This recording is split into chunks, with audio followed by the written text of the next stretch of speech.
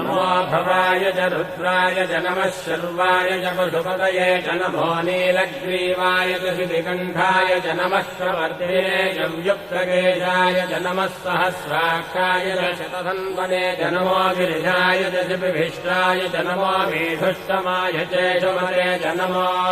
ह्रस्वाय च वामनाय च नमो बृहते च वर्षीयते च नमो वृद्धाय च संवृद्धने च नमो अग्र्याय च प्रथमाय च नमो आशवे चाजिराय च नमः शीघ्रियाय च शीघ्राय च नमः ऊन्याय चावस्रन्याय च नमः स्रोतस्याय च द्वीत्याय च नमो